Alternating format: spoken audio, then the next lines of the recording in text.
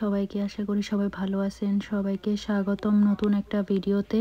কোটি বছর আগে আমরা পামকিন প্যাচে গেছিলাম আর ওটা ছিল লামস্টেনে, কিন্তু আমি ভিডিওটা এডিট করার সুযোগ পাই নাই যেহেতু অনেকগুলা দিন আমি বিভিন্ন কাজে ব্যস্ত ছিলাম। পামকিন প্যাচের ভিডিও যে আমার ফোনে করা ছিল আমি সেটা অলমোস্ট ভুলে গেছি। গ্যালারি স্ক্রল করতে যেয়ে দেখি যে এই ভিডিওগুলো তো আপলোডই করা হয় নাই, তাই দ্রুত এডিট করা শুরু করে দিলাম। লামস্টেন যাওয়ার সময় এই রাস্তাটা সবসময় আমার ফেভারিট। ফোনে যদিও বোঝা যাচ্ছে না এটা কত সুন্দর। এই রাস্তা দিয়ে যতবারই আমরা যাই না কেন আমার কান বন্ধ হয়ে যায়, কারণ রাস্তাটা একদম উপর থেকে, মানে মনে হয় যেন আমরা পাহাড় থেকে নিচে নামতেছিলাম। আর এই যে এই গাছগুলো দেখতেছেন না, মনে হচ্ছে যেন এখানে কেউ আগুন লাগাই দিছে, এত সুন্দর লাগতেছিল।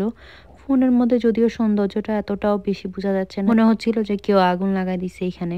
এনাকে তো আপনারা সবাই চেনেন, ইনি হচ্ছে আনিতা ভাবি আর ইনি হচ্ছেন আয়শা ভাবি। এই জায়গাটাতে যে কত রকমের মিষ্টি কুমড়া আছে এটা আসলে আমি নিজেও জানি না। ছোট থেকে শুরু করে বড়, মাঝারি, সেজো, মেজো, কোনো কিছুরই অভাব নাই। আর মিষ্টি কুমড়া যে কত রকমের কত ধরনের হয় আমি আসলে বলে বুঝাতে পারবো না। এখানে বিভিন্ন শেপেরও আছে, যেমন আমি একটা একটা পাইছিলাম স্টার শেপের। আমি জানি না এটা কেমনে সম্ভব, বাট আমি পাইছি। সেদিন ছিল ছুটির দিন, তাই অনেক মানুষ ছিল, অনেক ভিড় ছিল সেখানে। আর আমরা যখন গেছি তখন প্রায় সন্ধ্যা হয়ে গেছে। আর এই জায়গা 7টার মধ্যে ওরা ক্লোজ করে ফেলে, তাই আমরা তাড়াতাড়ি ছবি তুলে নিচ্ছিলাম। এই কর্নারটাতে বিভিন্ন ফলের জ্যাম সেল করতেছিল, তা আমি একটু দেখতেছিলাম যে এখানে কি কি ফলের জ্যাম ছিল। এগুলা সব গার্ডেন ফ্রেশ জ্যাম, ওরা এখানে বানায় সেল করতেছে। আর ছেলেগুলো এখানে দাঁড়ায় দাঁড়ায় আমাদের তামাশা দেখতেছিল। এরপর আমি এখানে কিছু ফ্রেশ ফ্রুটস দেখতেছিলাম, তা আমি ভাবলাম যে একটু নিয়ে নিই, আমরা গাড়িতে যাওয়ার সময় খেতে খেতে যাব। আর উনি হচ্ছেন মামুন ভাইয়া, আয়শা ভাবির হাজবেন্ড। আর এই যে এখানে নাবিল হচ্ছে কমলা নিতেছিল। আমি আসলে বুঝতেছিলাম না যে কোনটা ভালো হবে কোনটা ভালো হবে না। পরে মামুন ভাইয়াকে বললাম আপনি একটু দেখে নেন, আমি আসলে বুঝতেছি না যে কোনটা ভালো হবে আর কোনটা ভালো হবে না। আর এই যে দেখেন কমলার সাথে আমার জ্যাকেটের রং একদম মিলে গেছে। আর আমি গুনে গুনে 6টা কমলা নিয়ে নিছি আমাদের 6 জনের জন্য, কারণ 6টা কমলার দাম 6 টাকার বেশি পড়ে যাচ্ছিল। কমলার কালারটা কি সুন্দর লাগতেছে ক্যামেরার মধ্যে। আর এখানে অনেক রকমের সবজি ছিল আর সবকিছু ওভার প্রাইস ছিল বাইরের থেকে।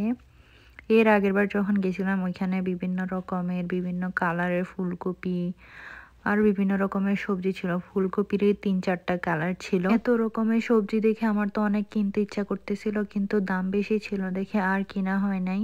আর এই সবজিগুলো যদি আমি কিনে নিয়ে আসতাম আমার একা একাই খাওয়া লাগতো, সেই জন্য কিনে নাই, ভালোই করছি। আর এই কর্নারটার মধ্যে হ্যালোইনের কতগুলো পুতুল সাজায় রাখছে। এই মাথার স্প্রিংওয়ালা পুতুলটা আমার বেশি ভালো লাগছে।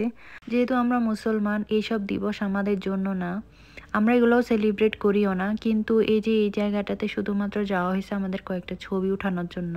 হ্যালো, এদিন সন্ধ্যায় স্কুলের বাচ্চারা বিভিন্ন ক্যারেক্টারের সেজে চকলেট নিতে আসে, যেটা আমার অনেক ভালো লাগছে। আর আমি এই জিনিসটা এই বছরই পাইছি, যেহেতু আমি এই বছরই হ্যালোইনের আগেই আমরা অ্যাপার্টমেন্ট থেকে হাউসে মুভ হয়েছি। আর বাচ্চারা শুধুমাত্র তাদের বাসায় যায় যাদের বাসায় লাইট জ্বালা থাকে, মানে সন্ধ্যার টাইমে যাদের বাসায় লাইট জ্বালানো থাকে ওই বাসায় ওরা চকলেট নিতে আসে। আর আমি এটা খুবই এনজয় করছি।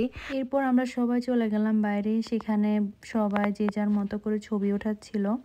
আনিতা ভাবি, শান্তা ভাইয়া, আয়েশা ভাবি সবাই ওই যে পুতুলগুলা, ভূত সাজানো যে পুতুলগুলার সাথে বিভিন্ন স্টাইলে ছবি তুলতেছিল।